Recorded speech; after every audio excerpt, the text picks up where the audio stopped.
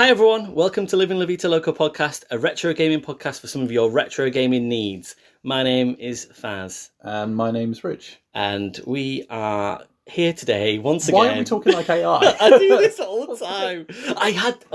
When I walk over, I'm like, I've got a good thing in my head. Got my intro, and I always fuck it up. Just goes. Yeah, books. I'm quite into books at the moment. I've brought a book with me today to help. Important. Yeah, well, I'm really kind of more into my audiobooks at the moment. I'm just letting them wash over me. Right. I've been listening to Stuart McConey, who does travel books and things. So he's a BBC radio host, right? And he does travel books around Britain. And I've been listening to one of those recently. And I was listening to that today and really enjoying it. And it just made me think that, I really do appreciate books a significant amount. That's so cool. Thanks for listening, everybody. I said I'd be intro sorted. Anyway, what I was going to say about books was that also I've had books coming at me today. Right. That sounds terrifying. Yeah. Well, if I'm a bit croaky, it's because between the end of work... in the throat. Well, yeah, I'll get onto that. Between the end of work today and now, I've read 2 chapters of Harry Potter and the Chamber of Secrets. Aha. So, but it's like the last couple of chapters. Yeah. I'm going to put this on record that Chamber of Secrets is fucking dire most of the way through. But the end of it picks up, and Oscar was like, "Oh, can you read some?" And I was like, "Absolutely, let's read some." So, and it requires me not moving, but also interacting with my child. Wonderful. Yeah. But then this morning at 6:00 in the morning, when to wake me up for the day, my other child, Rowan, physically landed the goblet of fire onto my chest. Like, as in, the quite weighty 4th book in the Harry Potter series. just like to wake me up. Like, as in, like, he just like absolutely fucking clobbered me with this book. Like, wow. Because he was trying to. Obviously, he knows that his big brother's reading Harry Potter at the moment, so he must have been downstairs at 6:00, woken up, picked up a Harry Potter book that he saw, and just brought the heaviest one and hit me with it to wake me up. And I was just like, right, okay. Did he have a pithy one-liner with it? Yeah. Read this bitch. Yeah. Nothing? No, I'll work on that. Yeah, no. You forgot your bookmark. What did he say?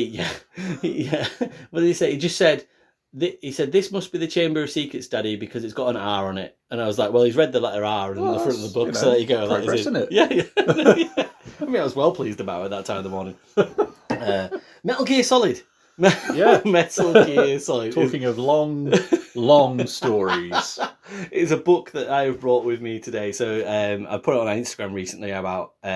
I think I got this for £9 or something on eBay, and this is the Metal Gear Solid 5 collector's edition that came in a Diamond Dogs box and things, but someone was selling this off separately, and I didn't realise how useful it would be to me, not in real life, it's just in fake podcast life, and yeah, it's been really good because there's a lot of lore in here, and it feels like the swan song of the saga itself, so they've put everything into here, so it's not just Metal Gear Solid 5 and a walk through that game. It is art from the entire series, but also the story from the entire series as well.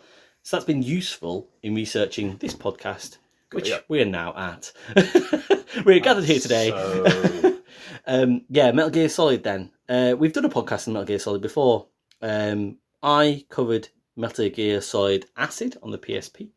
And you covered Metal Gear Solid 2 and 3. Or was it on the Vita? The HD versions? Yeah, that sounds like something I would do. Yeah. And yeah, I think that it felt about the right time with Snake Eater Delta coming out in about a week and a half's time to bring out the podcast that actually I think if we probably suggested to each other probably about nearly 3 years ago now. Like, wouldn't it be good if we did Metal Gear Solid Portable Ops, kind of versus and with Metal Gear Solid Peace Walker, being a PSP/PS Vita podcast, and yeah, that was something that we thought about and then held off for a long time. And I thought in my head, it'd be great to link it with Metal Gear Solid Delta when that comes out, and you don't realise how much time it takes to gestate a remake of a video game. Like, yep. I think we've asked this question a couple of times during the length of our podcast, but fuck knows if we remember the end of it, what the actual answer was. Are you interested in Metal Gear Solid Delta Snake Eater Now, or like who knows what we said about a year ago or 2 years ago? No, Not at all. All right, fair enough. I could not give a flying fuck, frankly. I just don't care. I really don't. And to the extent that I didn't realise that it was coming out in a week and a half's time. Good. Occasionally screenshots will pop up on my phone. I ignore them. I mean, I'm in a position, fortunately, that I can play Metal Gear Solid 3 a couple of different ways whenever, which helps. Yeah.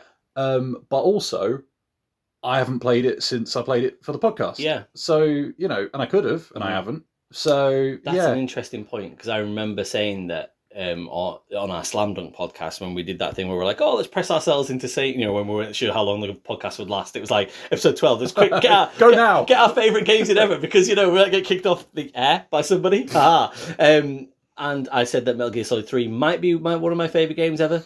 That's certainly still up there, and I think probably 9 out of 10 sort of area, but it is a fair point to say that I haven't been back to it in many, many years. I think I kind of have a bit of a problem with the control system.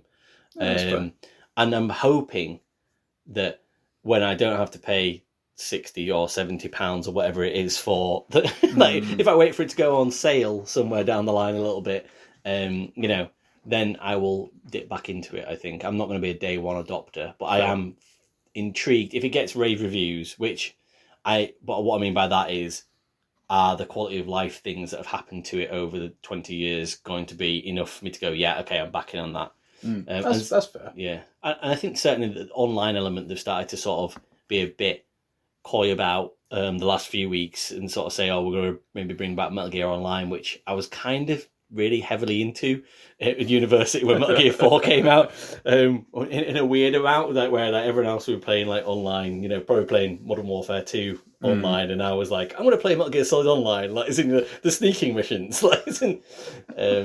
So yeah, I'm intrigued, but I won't be paying 60 quid for it. That's fair enough.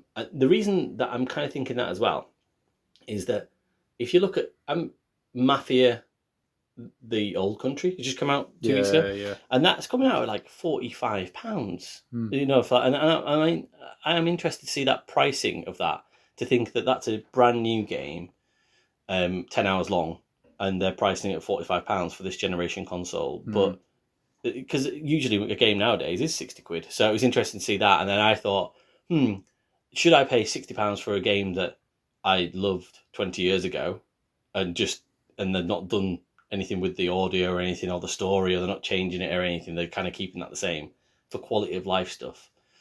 I don't know where I am with that. I mean, I don't know about you, but I find myself pre-ordering things a lot less than I used to.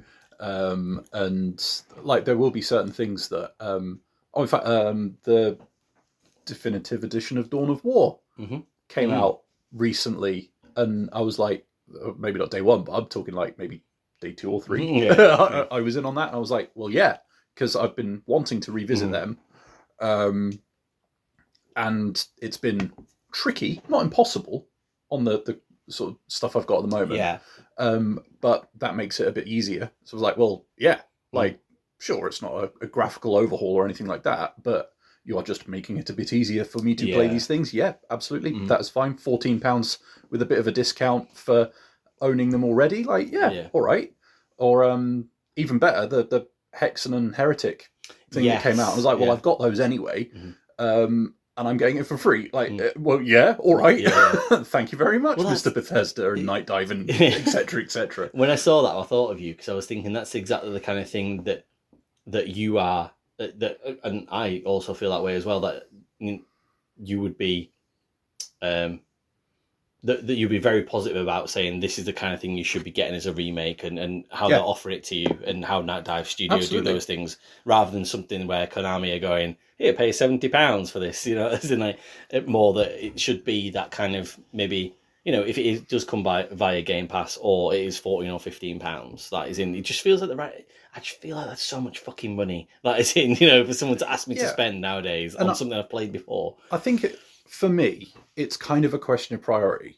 right? Like, I don't really prioritize graphics generally. Yeah. So like I'm considerably less inclined to drop money like that on what, as best as I can tell from what little I've seen, is predominantly a graphical overhaul. Yeah. And I would much rather pay a lot less to play something that graphically doesn't look too far removed from what it originally looked like. Just has some good quality of life stuff that's pretty solid. Yeah. Hey. No, but that's it though. It's the quality of life thing, and that's why I've kind of mentioned the controls, because I'm a bit like, if they do, because the story's so good in that, and it feels like such a great game on that side of things. If the quality of life, as you say, improves where I want it to improve, then I'm much more inclined to spend some money on it. But until I know that, it'd be interesting to see how that goes. So, definitely. Right, okay, let's talk about the Metal Gear Solids we've come to talk about then. Yeah. So I also have brought Metal Gear Solid digital graphical novel to the table as well, to kind of do a little bit of a dessert, if you will, to our conversation. And there is a point to that. Right. Okay. So there's a lot to get through. I've got quite a lot of notes. How many notes have you got? Because you were telling me that you've probably been playing more Street Fighter 6 than you have been. Yeah, so I've got a list of things that I've been playing instead. Street Fighter 6, like my boy's in there now, so that's, all other video gaming is dead. Fair. Heretic and Hexen, as mentioned. Dawn of War Definitive Edition, as mentioned. Mortal Kombat 11 was on sale on the PlayStation Store at one point for comical money. And New Japan Pro Wrestling had their G1 Climax recently. So otherwise engaged with a lot of stuff. I'm relatively light on notes, but big on ideas. That's fair. That's okay. Well, we've got the book with us, and and you are very good at filling holes. Like, whenever we have them, like, it's so. God, why did I say that sentence out loud? I do not know. It's still recording. It's still recording. You can't look away from it. Fine. That's fine. That's out there now. Hi, Mum. Hi, Dad. If you're still listening. Right, I'm going to start then, and I'll get through my notes as quickly as possible, and also chronologically, it makes sense to do so. So I've been playing predominantly Metal Gear Solid Portable Ops. So that came out back end of sort of 2006 / start of 2007. It's pretty crazy how much Konami / Kojima supported the PSP with Metal Gear Solid games, and the content that they put out. Thinking about that, you had Metal Gear Solid Acid 1 and 2 in the first couple of years of the PSP's existence. Then you got the digital novel in 2006. Then you get Metal Gear Solid Portable Ops 6/7, and then you end up with quite a big distant gap, but still stay on the PSP to 2010 with Peace Walker. It's just it's interesting to see how much Metal Gear Solid content they pumped onto the PSP, and tried to make all different facets of it work. And it's like, I was just a bit like, reading that list out again, I was like, like they really did go after it on the portable handheld sort of side of things. And I wonder how much that was pushed by Sony, and they were like, can you please do this for us? Like, kind of thing. Or they saw it as a really good opportunity to try and do something different. But I don't know, I'd like to think it was 6 of one, half dozen of the other, but no idea. Yeah, I like to think that. Yeah, I'd like to not think about commercial decisions. I liked it to be the artistic decision. Business to other people.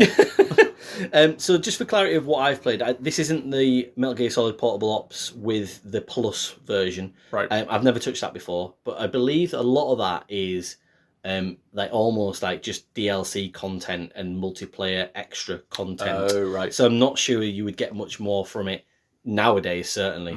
Anyway, but yeah, so the main thing I want to talk about with this, really, there's a real split between this game.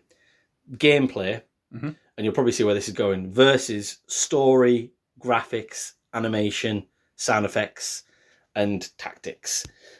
So there are two sides to the scale.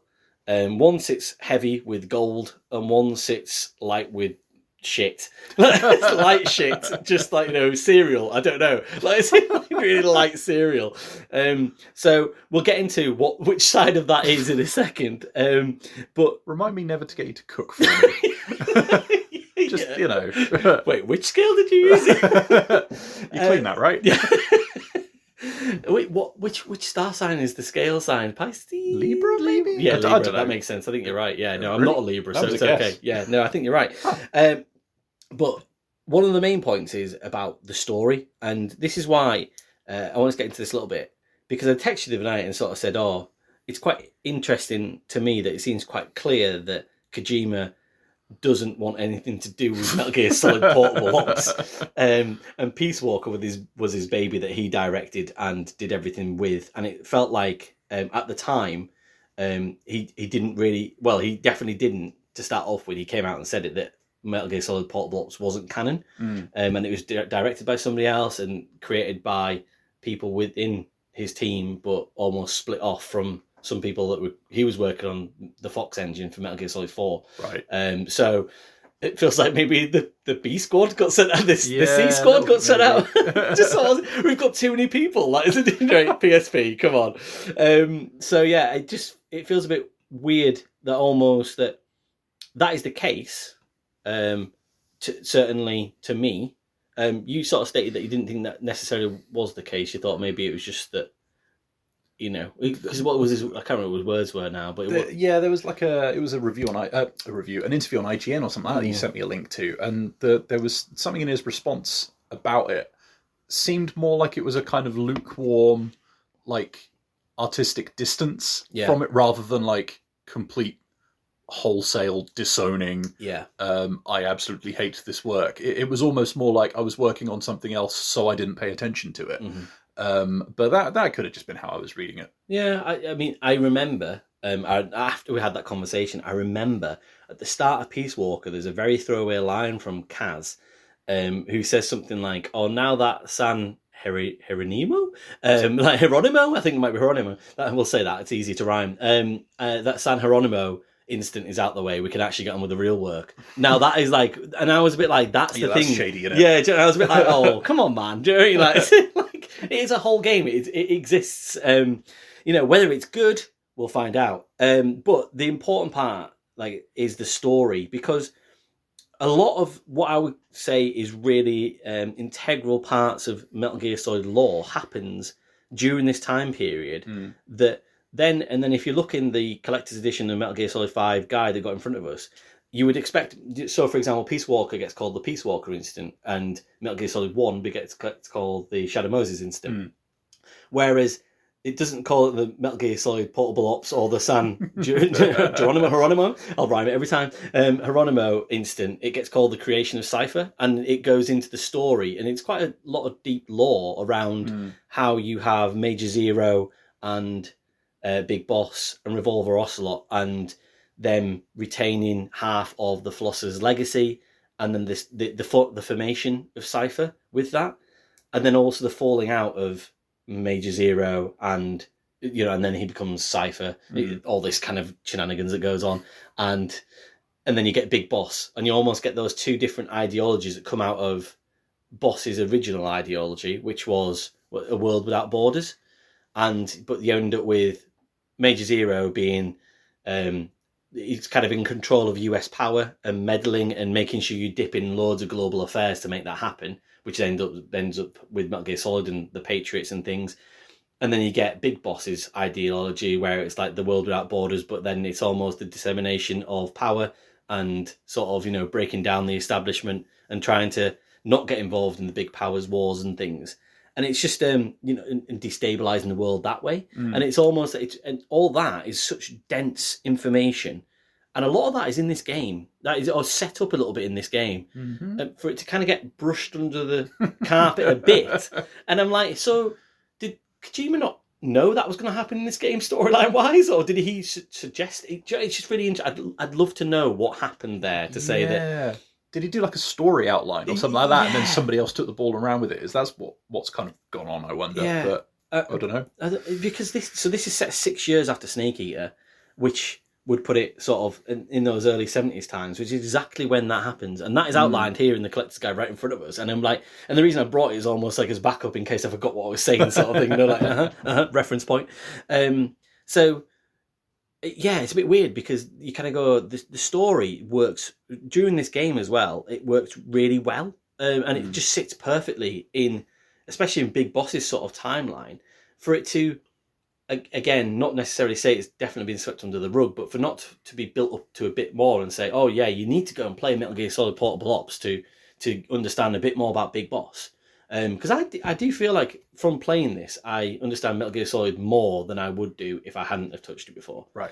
And that's not being like, oh, look at me, with my monocle on, going, oh, like Chief of Law Sokolov with my monocle on. Why is he wearing a monocle? Anyway, so yeah. Any questions so far? Just where my brain's at? No, but you are helping galvanise a point I was going to make later. Okay, cool, excellent. So, the general plot within this game then, so Snake's former unit, Fox, has gone rogue. Whoa, shock. And then, like, Snake kind of gets targeted by Fox and a chap called Lieutenant Cunningham, and their leader is called Gene. Basically, they want the missing half of the Philosopher's Legacy. Snake, obviously, sorry, Big Boss, Snake. It's all get confused about this, Big Boss. None the wiser, as usual. Asking these usual questions. What? Metal Gear. Pretty much, honestly. Every 30 seconds. David Hayter, just like, he must just think, haven't we got this already, guys? Come on. This is on tape. This is here. It's not on UMD, though. It's not on UMD. Oh, okay. So that's probably why I guess you probably enjoyed doing Acid so much, because that was such a fucking head trip in terms of the scripting that went into that. Like, as in, he probably was like, well, I've never said these lines before. This is interesting. Fresh. Yeah. But this one, very much in the same mould. So Snake, he gets imprisoned in San Geronimo, in South America. It's like a missile black site, ex-Soviet. And then you end up being wanted for treason. Snake, ends up being wanted for treason by the US because Fox have, I guess, defected.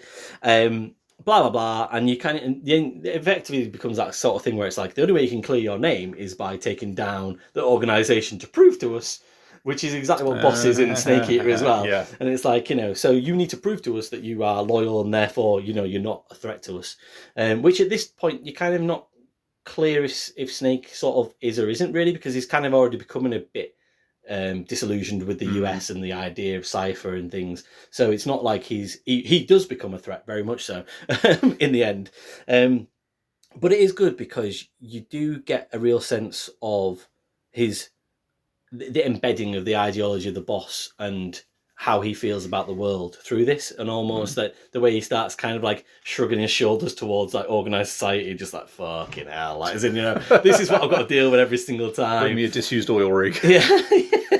Well, and then he meets, and handily enough, they put Roy Campbell into this game, so he's a prisoner who they both escape together, which is really cool. And the central part of the game becomes you trying to coerce the enemy troops who are ex-Soviets who have been I don't want to give it away, not that it's a spoiler necessarily, but they've been expertly and almost scientifically coerced by a leader called Gene, who has a very special power that makes people listen to him, basically. So, like, as in, God, spoilers for 2006. Typical Metal Gear Solid stuff going on.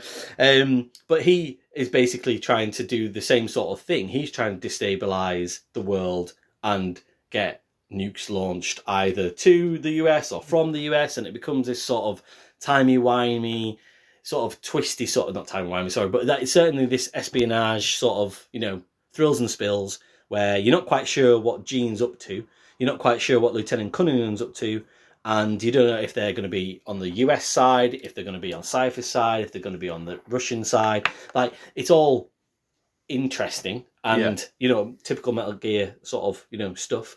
And Snakes and Roy Campbell are just kind of caught up in the middle of it, just trying to work out what's going on, but also trying to save the world at the same time.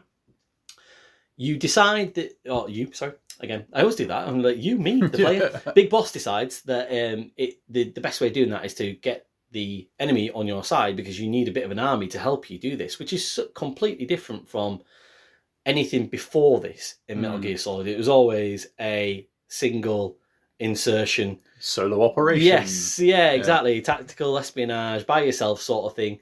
Whereas this one, you are trapped in prison, and the only way that you can, and you need to clear your name, A-team style. Like, as in, the only way you can do that is by building the A-team, which is using people around you. Mm-hmm. So it kind of becomes this almost like tactical game in a way. You spend a lot of time in these little mini morsel missions where it will say, for example, you need to go and blow up this weapons depot over here, and on the way, try and pick up 2 or 3 people to go on our team. One, maybe a scientist, maybe a couple of soldiers. And all the time you're progressing through the story to try and understand what's going on, and also trying to get close to Gene. It's really interesting that they've mirrored, and again, this is what I'm talking about, Kojima being close to this. They mirror Gene's story, and they foreshadow Big Boss's story, in so much that, like, effectively Gene is becoming this breakaway nation. I was trying to build this breakaway nation through coercion. Whereas that you can see Big Boss tries to lure people to his team with his ideology, like is in to form a breakaway nation. Yeah, exactly. Just sort of like, hi, I'm Big Boss. Like, you know, like come on, join my team. And do you like oil rigs?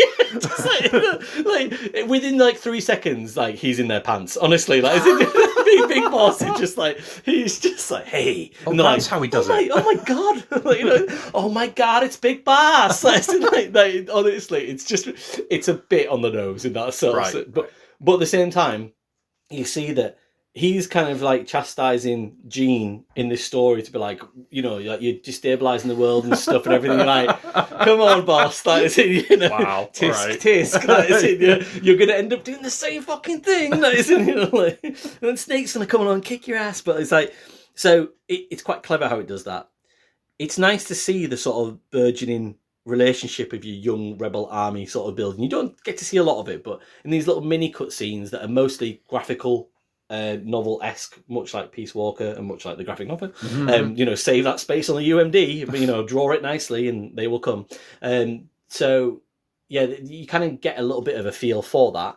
It's nice to see you and Roy Campbell in the field as well. Like, you kind of get that sort of building, and then therefore you see how, when you get rolled onto Metal Gear Solid 1, you can see how he becomes such an integral person in, you know, until he ends up being like that weird skeleton guy in Metal Gear Solid 2 on the radio while Raiden's naked. You know, but yeah, it's generally storyline really, really good. Like, and the graphical animation of things and how it looks from a 2006 PSP game that hasn't been ported anywhere else. Yeah, like all the characters and the interactions with items around you that you can interact with look great. They look really, really good. The backgrounds are a bit boxy and a bit plain, but they're very much of the Metal Gear Solid universe. That is, and you can tell, it just looks like you're looking at backdrops of Metal Gear Solid 1 or 2, effectively. Like, and you are going through these tiny little missions where you're going, right, I need to get to this ammo, you know, to this ammo dump, and I need to blow up this to get to the next part of the peninsula, to do the next thing I need to do to get to the next boss, It's amazing how small these missions can be. Like, as in, it almost feels like you're kind of just doing like Snake's daily chores. Like, it's almost like, you know, like you genuinely will just go across like a tiny small map and like throw a grenade in a room and it'll be like, yeah, that's done. Like, and it'll just like, and then, yeah, pretty much. And then on the way you do this picking up of these soldiers, I'm going to come back to that because that's part of the gameplay that I'm really sad about. Again, it sounds amazing, that is, and so there's not too much voice acting in this. There's only some voice acting in like some cutscenes, but there's nothing in the codex, and there's nothing in the sort of semi cutscenes where it's in-game graphics and things like that. Yeah. So you're kind of just relying on text-based for that. But again, apart from the voice acting, the sound effects and everything, everything as you'd expect is just Metal Gear Solid through and through. You know you're playing a Metal Gear Solid game. It looks good, feels good in terms of how it sounds and all the aesthetics. And that tactics thing, I just want to go back to that as well, because it's not, this is going to sound like really ridiculous, it's not quite Final Fantasy Tactics, which you wouldn't expect it to be, but there's a lot of detail goes into the management of this team that you bring together. So the actual, I guess, home base, if you will, the roots of Peace Walker and Diamond Dogs are absolutely in this game. Like, you just don't have a base. You effectively live out the back of a van. Like, it's just sort of like you're Roy Campbell. A van? Yeah, just like, the Trotter Boys. It's just like, honestly, it's so ridiculous. It's like, but that you turn up to each level in the back of this lorry, and like you leave in the back of this lorry as well. Like, it's like, That's the job. Yeah, exactly. Like, as in, you're just cruising around this peninsula, like, as in, doing these tasks to try and, I guess, upset the enemy. So the part where you're in the home screen, the home base screen, is great. Like, there's so many different ways you can kind of look at it tactically and say, sorry, I missed this part out. You can take 4 people into the field with you, Snake and 3 others, and they live in their cardboard boxes whilst you go out and complete your mission. Now, remembering what I just said about how short and sweet the missions are, and how each area is maybe filled with maybe 3 or 4 enemies, to sort of have that as a mechanic is a little bit where this part of the tactical sort of building of your team falls down a little bit. Number one, you don't really need or want to be anyone but Big Boss. Like, when you look at his grades of who he is in your army, it's fucking like, A pluses everywhere. Like, it's Big Boss, oh my god. And like, but then the people you pick up, obviously they change with who they are, whether they're a scientist or a soldier, or I can't remember all the different variants, but or you can get officers and things like that. They'll be wearing like hats and ties and things. They're important, and they all look like Revolver Ocelot. So yeah, you kind of get these people involved, but the only way they're really kind of useful to you is that you can use them in the mission area, and they should a bit Hitman-esque. Like, should be camouflaged. Like, as in, so effectively you kind of think, oh, this soldier's walking around, so therefore they're part of my team. But almost like Hitman, it doesn't necessarily work every single time. Like, as in, like, quite a few people, it'll say, oh, you're camouflaged, or you're blending in, and then someone will just spot you and go, what are you doing here? And then like everyone turns the guns on you, and you're like, what the fuck? Like, as in, that guy was chill, like literally 3 meters away. You're a prick. Like, as in, and he doesn't quite disseminate like between. It doesn't tell you who's going to do that to you. It's not like on Hitman where it'll say, oh, this person, avoid this person. Yeah. You can go near this person. It's a random sort of like selection of who can spot you and think that you're not, you don't look quite right. That sounds frustrating. It is, because what is there about you that is different from one person? It's not as if like, like there's no interaction to sort of say, like when Hitman would be like, oh, I've not seen you around here before, whatever. It's just literally like, hey! Like, I bet he has a gravelly voice. Exclamation mark, blink! It's just like, oh, so weird. But yeah, so the setting up of the tactics part of it, great idea, and I can see how that's carried forward and done a really good job. Also, capturing your people is really fucking laborious. That is in, so you have to drag them back to either your lorry, or a little bit further on, you can drag them back to the people in the cardboard boxes who are hidden around the level.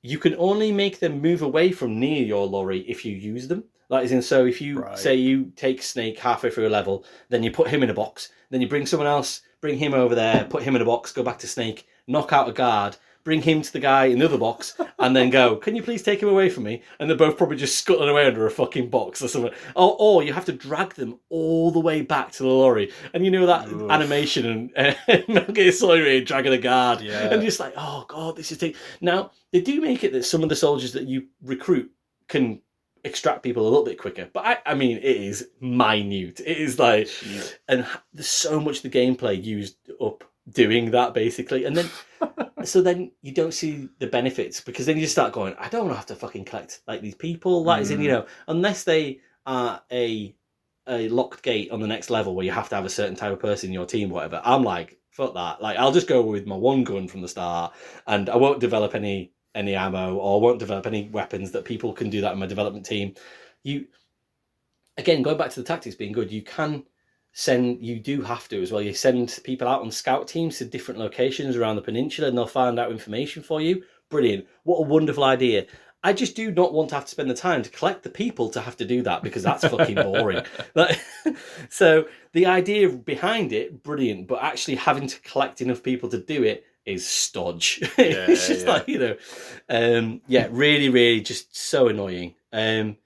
The other part so I've kind of seeped into the annoying part of the gameplay. The other part of the gameplay is just it's really hard the controls, as you can imagine, trying to fit all this Metal Gear Solid onto the PSP. They do an incredible job of doing it. Like, I'm so shocked at how well they do it, and yet still, it's so difficult to kind of juggle the controls whilst it's very much not an action game because you cannot fight actively, get another weapon out, or do the right thing, or roll away, or do enough of the things that you'd expect Solid Snake, Big Boss to do. Maybe Solid Snake, not Big Boss, to be able to do without just fumbling constantly and pressing the wrong buttons, or like focusing in, or like picking the wrong gun that hasn't got any ammo in it and stuff. And you can carry 4 guns or like items on your directional pad, which is a great way of doing it. But to think that, Metal Gear Solid struggles, or certainly from what I remember, 1, 2, and 3, for example, even with the infantry and moving around and doing that, even on Metal Gear Solid 3, where you've kind of got to like hold the aiming a little bit to have first person aiming and things. And there's no crouch walking in this yet, so like not like Peace Walker or getting towards Metal Gear Solid. I think 4 and 5 only ones had it, maybe a Peace Walker. That is in, so there's just crawling on the ground. So there's no that you can slow walk, but that kind of is hard to kind of do at the same time as well. There's no fluidity to this game. That is in, there's tiny small chunk areas that you get done either in seconds, or you feel like you get really tied up doing something where it really frustrates you because you're like, I've got this really easy fucking task, like, go and get, I don't know, Big Boss's melons for the day or whatever. It's just like, go get his shopping. Like, it's a menial task effectively, and you'll get tied up and like loads of people kind of like attack you, and you're like, oh, this is really fucking annoying. I may as well just die. Or the vice versa, where you just breeze through something and you don't quite get the gameplay mechanics sort of like down because you've not spent enough time doing it. You've got all these people coming in out of cardboard boxes. Like, it just there's so much going on, and so little of it feels exciting or fun. and that's a real shame because it's just got so much good stuff in there. But I miss the Fulton balloon so much. I miss being able to prone walk, the crouch walk. If they were in here, like, you didn't have to drag all the people back to the wagon so far away. Like, Roy Campbell, come and give me a hand. Like, it's just there's so many things that you just think if they just had thought about it a little bit more, or maybe if they could have fit a bit more on the UMD somehow. It just, it's a slow, arduous grind at points, to the point where like. And I'm going, I really want to get to the next bit of the story because the story's really good. Like, and you're just stopping me from enjoying myself. And then the last thing is that the boss battles, like, is almost, so they are a real letdown. That every boss battle is just run and gun. Like, as in, there's no like hide. Wait for the boss to chase you, and then when he's kind of like just presenting himself, you just shoot him with a machine gun effectively. And this like kind of like winds up in, there's a character, I will save a spoiler, there's a character in it who is like quite well known in Metal Gear Solid lore who's in this, and that is something of a bit of a point of sort of difference where people go either, oh, that's quite a clever idea that he's in this, or actually it's a fucking shit idea. A lot of people go on the second point. I didn't mind it so much. But even just fighting the bosses, even coming to Gene towards the end and stuff, it's just so like, right, shoot him, roll out the way, shoot him, roll out the way, hide behind this, wait for them to pop out and stuff. There's no sort of like, any rhythm, that is, or any tactics to it necessarily. Like, we are so far away from Psycho Mantis in this game. And that is, for games that do such a good job of doing great boss battles, you can see why when this game struggles with, there's only so many things that you can do that you are limited to do, especially in so much that during the tactical side of things, that feels like where the game's a really good idea. The actual Metal Gear Solid stealth espionage part of it feels like it really struggles. And when you get to those boss battles, it feels like, oh shit, we can't, this game's unusable. Like, you can't play Metal Gear Solid against this boss. We're just gonna have to make them march towards you while you shoot them. Like, it's because that's all you can do. So that's really disappointing. But I guess overall, I see this game as a bit of a mix of, if there was a mix of of the Metal Gear Acid games, where you kind of had that card-based tactical system, and the Metal Gear Solid Portable Ops, where you have the home base, collect your people around you and send them out, almost if you made it into, I don't know, a Command and Conquer of Metal Gear Solid in a way, like as in, Snake was, controlling from home base and stuff. I think that would have been amazing, and I think they've just missed something here where they could have been like, yeah, let's get on that. So this one's really hard for me because I remember at the time really loving this, but I think I just had something that was more Metal Gear Solid than Metal Gear Acid was. At the time. And it was on my PSP. And, it was just like, right, brilliant. I've got Metal Gear Solid on my PSP. And you just kind of look at it and kind of now, through the, what's the opposite of rose-tinted glasses? Black glasses. I said sad glasses. And you just kind of go, oh, like, as in, that there's great, sort of great tactics behind it. Really intriguing. I do genuinely think that the story is really important to the lore. And I think that if you really would be interested, the best way of doing this would be to watch the story on YouTube or something, I would think, because I just don't think the game gives you enough to make you want to play it for long enough. That isn't. It's not bad, don't get me wrong. It's not the worst game I've ever played, but it's only just on the right side of a recommendation from me. To me, that I recommend that you go away and play this game, and because it's important. It certainly was to me in the Metal Gear Solid verse, but I don't think it's necessarily a very good game. You'll enjoy the tactical side of things and stuff, I think like the home base building, but you'll just have to grind your teeth to get through the actual levels of playing stealth Metal Gear Solid. That's been done better everywhere else, I would say. So yeah, 5 for me. 5, yeah. Which sounds like I've probably been a bit nice to it, but actually, that just it feels like that middle of the road game where, it's better. I gave Metal Gear Acid a 4, and it's definitely better than that. But then if I started creeping up the scores, I'm going, no, not as good as this. Well, if it's any consolation, I've put it on the spreadsheet as Metal Gear Solid plops. Yeah, that's fair. Yeah, we have to have a plops. 5. We have to have a plops, don't we? So, I mean, they tried to shorten it to MPO, which I was like, that doesn't describe it at all. It's just 3 letters. So, sorry, I've talked for ages about that, but it was the first time in a long time that I thought about Metal Gear Solid for as long as I have. And it felt great to do it. This franchise it just does something to so many people, and there's so much. It's so vast, and I do want to have a few points on the end when I talk about the digital graphical novel as well. But there's like it just has so much going for it, and there's just a few ups and downs here and there. And this was definitely a down in gameplay, but an up in everything else idea wise. Got you. So yeah, cool. Your turn. Peace Walker. Right. So yeah, I'm kind of glad that you sort of touched on this notion of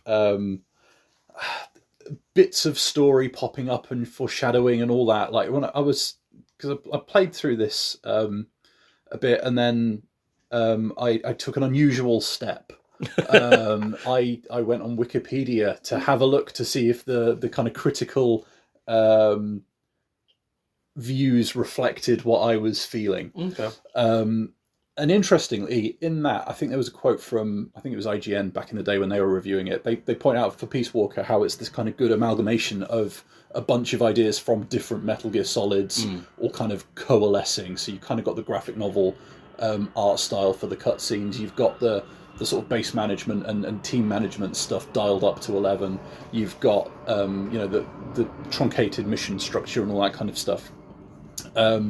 And so this, from a lot of what you were just saying, yeah, it feels like Peace Walker gets honed and refined, and then you kind of jump from this to Metal Gear Solid 5, and and everything's like firing as a sort of a series of systems. Yeah. This, in Peace Walker, it still feels like they're kind of separate elements that are sometimes fighting against each other a little bit. So this is a critical darling, right? It was widely hailed when it came out. And I think still today, people hold it in pretty high regard in general. I remember reading at the time that it almost was the last swan song of the PSP, that it was like, and even this it didn't sell a lot, like because nobody had a PSP back in. Like, everyone kind of sort of like PSP was getting there to being done in 2010, and then it was like, oh shit, we've got to get our PSPs back because Peace Walker. Yeah, well, so this is the thing, right? Because I think I fell into that bracket. I don't recall playing it on PSP, but I played the PSP version on my Vita, and still have it installed and all that. I dipped into that for this, but the vast majority of my time I spent with the HD version on the Xbox 360 for the simple reason that I still had my old save file from 2012, 2013. And I was quite close to the end, so I was like, well, there we go. If I'm going to spend all this time playing Street Fighter 6, I may as well cheat. So I did. I think, a couple of things jump out at me pretty quickly from what you were just saying about plops, where for me, and I appreciate they're not going to gel with everybody, but I found the controls, even on the Vita, sort of playing it PSP styly without using the extra analog stick for some buttons and all that, still played reasonably well. Yeah. Right? You can't crawl. Yeah. You are stuck to the floor when you're down. Which is so weird, because all the rest of them I would have said it's fundamental to Metal Gear Solid personally, but whatever. And also I think when you're pressed up against a wall, you can't move. Yeah, so you're stuck in place. Yeah. But for inventory management, the fluidity of moving around a level, like you were just saying, I think, again, from what you're saying, is better in Peace Walker. I don't want to say it's infinitely better, but it's noticeably better. Yeah, significantly better. Because I played Portable Ops on my PSP way back when, and I do remember finally making the jump to Peace Walker and going like, oh, now I'm playing Metal Gear Solid. Yeah. The big caveat with that is that, as mentioned, I had the save file from when I was playing this way back when, and I never finished it. Yeah, I never went back to it. I kind of played enough of it and was like, thanks, I'm kind of done now. And I went back and was like, yeah, I'm kind of done now. I realised I am very over Metal Gear Solid, just in general. Oh, really? In general, it's kind of... That didn't come through at the start when you were saying you couldn't give a fuck about But it's like Star Wars for me now. Like, I've got fond memories of seeing various bits of it through, and all that kind of stuff. But I'm happy with them being memories. I'm kind of all right, not really going back. Yeah. And so you saying about the story and stuff like that, you can tell Kojima was more involved with this because, my God, it is heavy-handed and overwritten. Oh my days! Someone get that man an editor. I think I can see what it's going for, right? It's this murky tale of a disillusioned man becoming more disillusioned and I guess radicalized, and all that kind of stuff. In some respects, it's kind of more grounded than some of them. You're not fighting like psychics or people that shoot bees at you or anything like that. But you still do get a couple of larger than life characters. You just don't care about them. They're just there. That's a really good point. That I almost enjoy having, and that's probably what's good about Metal Gear Solid 3. That it almost feels like you have those batshit moments where you're like, what the fuck? Why is this dude shooting bees at me? Or why is this guy firing fucking fire at me or whatever and stuff? But it's fine. That it's exciting. Whereas these guys are a bit more, like you say, a bit dour almost in a way. Yeah, the most. I think the most intriguing. Maybe that's not even the right word. That they got in Peace Walker for me was someone had a robotic right hand, like he does in Metal Gear Solid 5. And there's a lighter in there. Ooh. But boss wise, I guess that's got several meanings in this context. In terms of big bad people that you are fighting, you're not really fighting people. You're fighting vehicles or robots, and sure, they're meant to be controlled by an AI that is boss from Metal Gear Solid 3, and is she alive? Is she not? And all that. And you could see how maybe in 2010 it would have been we're dabbling with sci-fi. 2025, it's just well, this is kind of weirdly prescient. Oh no! Oh, AI is taken over. Well, no. Yeah, I should have got it to write the review. So, yeah, and it was just a bit like. We should do that one time, by the way. Well, just get Copilot or ChatGPT to write these. Yeah. Oh god. So yeah, like it's. Let's start with the missions. You get into a mission. You can select from a menu. Ooh. Sorry. I didn't know how I was meant to react to that. I was choking a fruit pasta. Yeah, well, on my notes that I can barely read because I've written them in pencil on my other sheet, I've just got in pen, tactical espionage admin. Like, that is what the game is. Like, so you go into a mission and, like, you've got your main missions that are in a separate list to your extra ones, right? Which is kind of handy because at least the extra ones, you can kind of, it will give you a time limit or something like that sometimes. So say you were playing it on a bus back in the day and you know, okay, I've got 20 minutes. Oh, cool. I've got a 5-minute time limit on this mission. Away I go. I don't think the missions are quite as short as some of the ones you were describing from Portable Ops. Honestly, they are so short. But like, they are still quite short, some of them. And a couple of them, even for the story missions, you are watching cutscenes for longer than you're playing it for, which is not exactly new for a Metal Gear Solid, but nonetheless, I could see would be quite frustrating if you are stuck on a bus. So, like, it kind of sits in this weird, awkward place. And I think it was more noticeable for the fact I was playing it on a home console hooked up to a telly. Yeah. Because you get these sort of bite-sized missions, but also these massive long cutscenes which have quick time events in. You don't want a massive long Metal Gear Solid cutscene to then suddenly go, press right! And you're like, oh, I was making a cup of tea, fuck off! Like, what am I meant to do? Oh, I've just been clouted by a tree branch, great. So, you know, it kind of sits at odds with itself sometimes in that respect. And like, it plays fine when you're in there. For a portable game from 2010, like, sure, it does a good job. But like, it just doesn't ever feel like it quite coalesced for me. There is nothing more, I don't know. Actually, no, not even more of anything. I was numb to it by the end. Like, you finish a mission and you get a series of notifications. You know what the greatest thing after seeing when you get back from a mission is? Like, oh, new R&D reports are rating. Oh, God. Oh, admin reports. Oh, someone's gone to the brig because they're hostile. Oh, someone's gone to sick bay because they got a dicky tummy.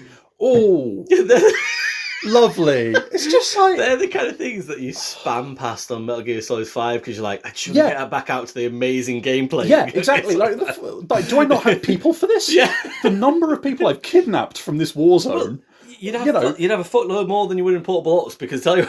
You're honestly telling me that 1974 Costa Rica, I've basically depopulated the entire nation via Fulton. You honestly telling me I've got like a fucking loaded science team, loaded combat teams. I can't find a fucking admin person. Really? Someone who can... Kaz, we're out of balloons again. Who can fucking type?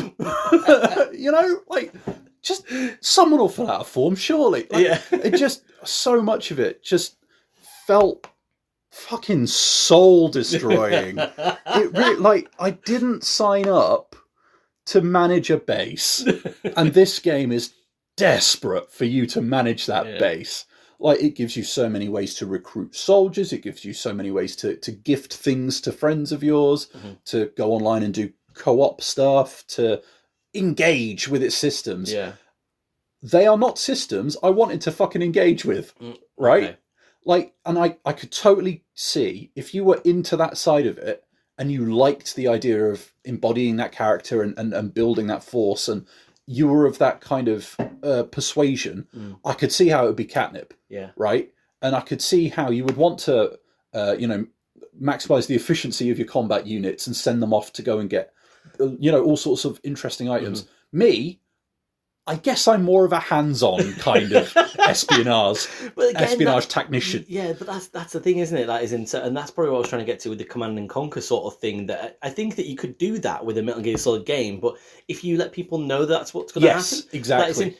Whereas previously it's been like you are either Snake or Big Boss, you are Solo, and And the fun is going to do the mission. Do you know what I mean? And even in Metal Gear Solid 5, where you have all these aspects in the background, the fun is clearly always the go complete being your in mission. the field. Yeah, exactly. And when you lend yourself too much to that side, whilst also trying to have your cake and eat it and keep it as an action, game, it doesn't work. Yeah, it just doesn't work. Yeah, and this is where this kind of conflict with itself sort of came to a head for me, because like as a console game, being bounced back to menus constantly and having to trawl through reports. I mean, granted, you can skip them, but there's still quite a few. Or do those management screens and all that kind of stuff. On a home console, it didn't really sit well. Mm-hmm. I could see how in a kind of portable space that could be a bit more appealing. You could dip in for a couple of minutes, dip out and chip away at it. But then on the flip side of that, you've got the big long cutscenes to sit through and all that kind of stuff. So it never really felt comfortable with itself for me. Now, I mean,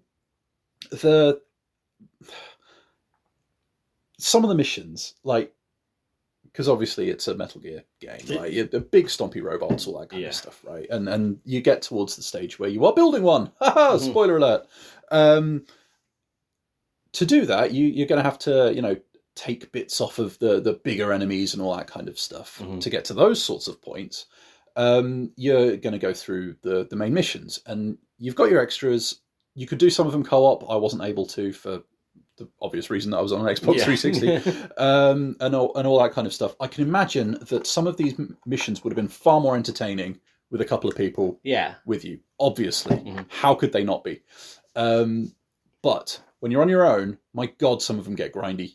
Oh, really? Which I think is another nail in the coffin for having it as a portable experience. So, like some of the boss fights in particular, I was having to use so many resupply calls to get ammo and stuff like that. It was just like, oh God, like, what am I doing?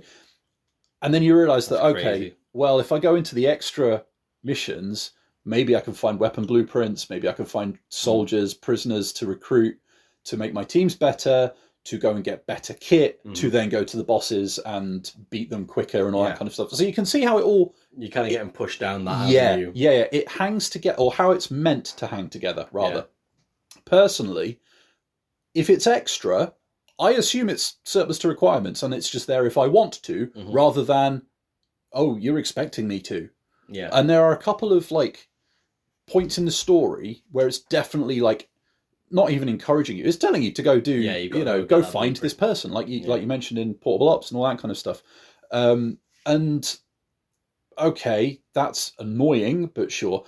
But there is a point the point where I basically quit out the game and went back to Street Fighter 6, where it was just like, okay, I can't work out, like I haven't unlocked any more extra missions. So clearly I'm either missing criteria to unlock some in the ones that I've currently got, or I'm missing, like I'm not finding the weapon blueprints, or I'm not finding the right people to get me over this line. And that was where it was just like, okay, I feel like the design of this has sort of fallen on its arse a little bit. Yeah. Like we've reached that point where it's not going to work anymore. And then I did a quick bit of check-in, and then after that, it just looks like it gets so much grindier. And you sort of get into the end game, and like, it doesn't look like long-term it's a fun time. Yeah. Like if you're into it and it's got its hooks in you, sure, all right, I could see how there is a lot more for you to enjoy. But as a casual player, I think there's a definite cut-off point for it, where it swerves into frustrating, frankly. So yeah, like for all of the kind of technical and mechanical proficiency it has, there was something about it that just made it somewhere between a dull and frustrating experience for me, which for one of the games that is lauded as one of the best on PSP, is slightly worrying. I think the problem is me. I know, I don't think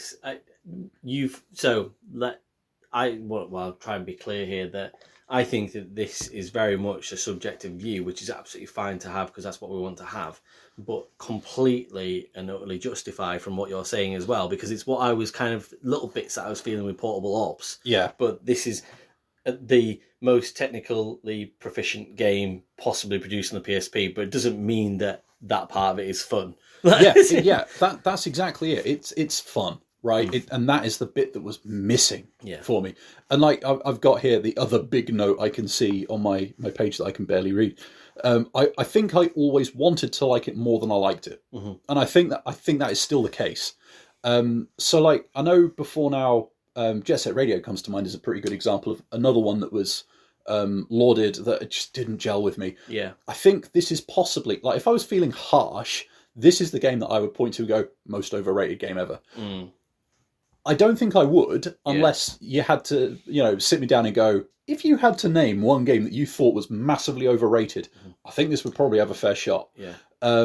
Like, if you're into the story and you love the lore, like, for example, you are, I could see how there's more here for you. But as a jaded Metal Gear Solid fan, I'm really struggling to, like, if you were inclined to play it, you would have played it by now, right? It's 15 years ago, like, that it came out. You've had your chance, frankly. Whereas for me, I tried it. It clearly didn't work in, we'll call it 2010, 2011. It clearly didn't work in the HD era. It's not working now. Yeah. I mean, if I squint at you, and this is meant as a complete compliment, you've got a bit of David Hayter about you. Now, I'm also hearing a bit of sort of jaded Big Boss sort of. David Hayter is the best thing about the series, right? All I'm hearing is that I think that, are you about to break away from Metal Gear Solid and form your own? Break away? Sam Frontier against Metal Gear Solid franchise situation. Start my own podcast. Sorry. Good Lord. Thank you. Score. Oh, right. You have to score things for this podcast. No, I know. Score things. I am acutely aware of the fact that you just gave Portable Ops a 5. I'm giving this a 4. Okay. Just because, oddly, I kind of, and I'm looking at the spreadsheet now, oddly, and I do mean oddly, I feel kind of similar to this. How I did about Need for Speed Underground 2. In that kind of, like, we've had some time together. It was fun. This is not a long-term relationship. All I'm seeing now is Liquid and Solid Snake racing in drag cars. Liquid going, "It's not over yet, Snake. It's not over yet." And then bang, Nitro. There we go. And the fun's back. So this is a technically proficient game. Obviously it is, right? I just, it looks good. It does what it sets out to do. But the thing it sets out to do is not what I want to do.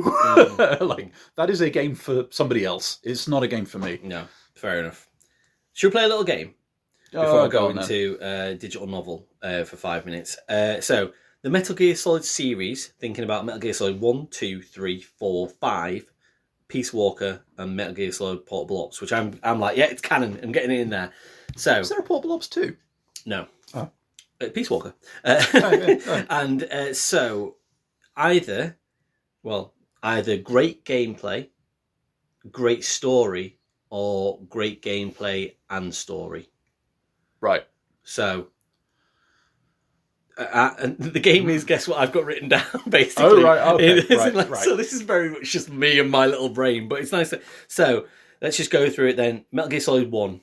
Great gameplay, great story, or great gameplay and story? What I think you've got written down. What you think I've got written down. Great gameplay and story. Yes, correct. Ding, ding, ding. Metal Gear Solid 2. Great gameplay. Well done, you. Metal Gear Solid 3. Gameplay and story. Excellent. Metal Gear Solid 4. Gameplay.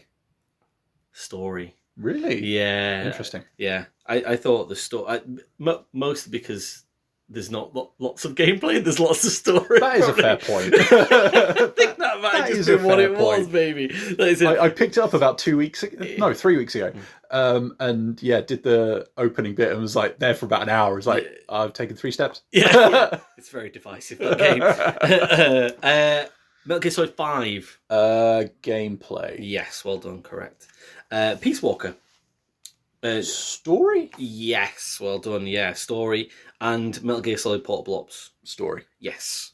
So, the reason I wanted to kind of play that was mostly because I genuinely think that Metal Gear Solid can be just put into those camps and not really You're probably not wrong. It doesn't need much more than that. Oh god, I should review Twin Snakes at some point on the GameCube. Yeah, well, I've never played it, but I've got it actually. We should do that because I've got it because if we're talking gameplay and story and how they did all sorts with cutscenes. Yes. Okay, interesting. Good. Let's do that. Yeah, I just it was interesting just to think that A, are we in a mind meld, which we are, obviously, but B, also that... Mind meld? Yeah. I do genuinely think there's a lot of Metal Gear Solid can kind of just fall into those camps almost in a way. Yeah. And that's why I think that some of the cream rises to the top with Metal Gear Solid 1 and 3, kind of being the ones that everyone goes, yeah, they're the ones. Mm-hmm. And actually, I think you can go with sort of Metal Gear Solid 2 and say, because a lot of people go, oh, Metal Gear Solid 2 is amazing. And it is. But the gameplay is absolutely incredible. The story, just to kind of retread one, and I was having this conversation with somebody the other day, saying that, when you start going, oh, Vamp or Psycho Mantis or Fortune or Sniper Wolf, do you know what I mean? Yeah, that is a fair point. Or the Galukovich or Ocelot, and you just kind of go, fuck off. So, it's not hard to kind of, make that difference between them, but... right, very quickly then, just 5 minutes, because I do want to say, I want to come out back with the score pretty much straight away, and it's played out this way quite nicely. The best portable thing that you can play, Metal Gear Solid wise-esque, is the digital graphical novel. Mm-hmm. You don't have to play it. There is a sort of section of it that you can kind of play. It's almost like a simulation feature, where you can zoom in and out of the frames of the novel itself and pick items out which will give you deeper lore information. Oh, cool. It is cool. I largely ignored it, if I'm going to be honest. That's fair enough. I have used it before, but I've got the guide now. I don't need that. Yeah. I've got the real book. It is a cool art style as well. Yeah. Well, that's the thing. So, the actual graphical novel, how much do you think the cheapest that I could find the graphic novel for on the internet? Oh, the Metal Gear Solid. So this is just the Metal Gear Solid 1 story, effectively, as a graphic novel. The actual, comic book, if you will, like the... Gonna go with, came out a while back, reasonably limited print run, rabid fan base. Yeah. 200 quid, 250 quid? You wouldn't be... Yeah, so £135 is the cheapest I found it for. Yeah. Which is... 135. Yeah, mental, I know. So to get this on UMD is £30. I would recommend you can watch it all on YouTube for 2.5 hours for free. So if you don't have a PSP, then that's the way to go with it. I would highly, highly recommend anybody that is still in love with Metal Gear Solid in a certain way, or is waiting for that movie, or that hit, and you just want to go back to Metal Gear Solid. Like, if you want to go play the game, obviously 1 is still brilliant to play, but this is such a great way of enjoying it, and certainly having it on the PSP. When I was on holiday and sitting there, and I was watching the Lionesses, playing the semi-final of the Euros, and just had this on in the foreground as well, and it's just honestly so well put together. It's perfect. It just tells the story of Metal Gear Solid 1 and adds little bits in that actually, and funny you should mention Twin Snakes, it's a bit more Twin Snakes than it is actual Metal Gear Solid 1, the first release, yeah. So, I mean, the illustrations are just absolutely brilliant, just really painterly. Is that the word I'm looking for? Painterly's a good one. Yeah. And sort of, it's just converted from the actual novel itself so well. The sound effects are great. This is where people might be a bit like, oh, there isn't any voice work, which you might be like, oh god, that isn't. But you can hear them in your voice, in your head anyway. Surely, do you know what I mean? You're already telling yourself. You're telling yourself the story anyway. And the scripting is it's so good. Just a brilliant, accurate depiction of what happens at Shadow Moses. There's a little bit where, and this is to do with the game as much as the original script as well. Obviously, Snake's a bit sexist, a bit weird around Meryl sort of situation, and that still stays in there a little bit, but not as much. Okay, it's not as on the nose as it was in the game. Yeah.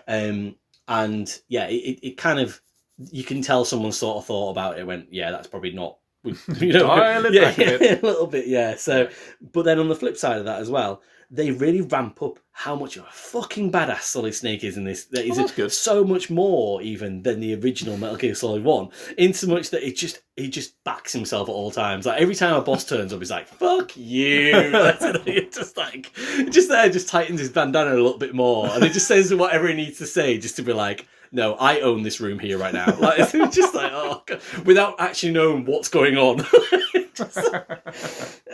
You know, and finally, it gives you a little bit more around Fox Sound as well. Like in terms of, you know, I always felt like this, and this is probably where Twin Snakes picks up a little bit as well. Again, I've not played it, I assume so, but like, it just gives you more around the bad guys effectively and what their motives are and stuff. And certainly you get more Psycho Mantis out of this, and it's a real statement. Like, as in, he's just like a standout sort of in the first half of the novel. Like, as in, there's a lot about him and how he's kind of dictating events under Liquid in that first part of it, yeah. And that's just really cool. So I got so much more out of this in the 2.5 hours of just sitting watching this. And it was one of those things where you just start watching it and go, this is it. Do you know what I mean? Like, I'm so far in on this. It's brilliant. Do you know what I mean? Like, you know, PSP battery's running down to like the last bit where you're like, oh my God, it's almost out.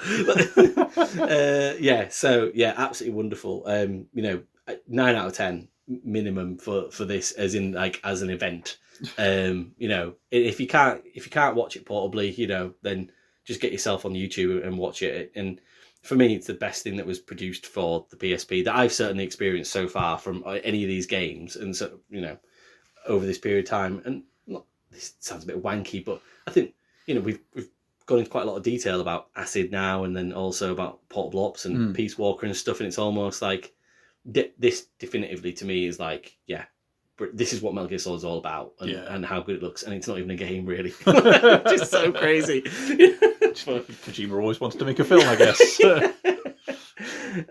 But yeah, so it'll be interesting to see how people react to that, because I think that whilst a critical darling, and certain Portable Ops was really well reviewed as well, it's sort of 8s and 9s out of 10 and stuff, but games age and platforms age, and how well something was regarded back in the day, and how much of it was, wow, a Metal Gear Solid on a PSP done by Kojima, looking absolutely incredible and feeling like that kind of game. And like you say, if you go back and play it now, you know, however you feel about the Metal Gear Solid saga as well, that is in... I mean, we're in a world now where if you're into your base management and your base building type games, I'm sure you could find something better on your phone. You know, that is how things have gone. That is how far removed we are from all this stuff. And, you know, I mean, we've talked to death about various handheld devices more recently for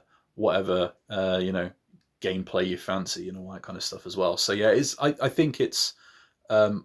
they're of their time, I think, ultimately. Cool. Should we finish it off with a snake? Dun dun dun dun dun dun dun dun. Snake! There we go. Nice. Best way of finishing it.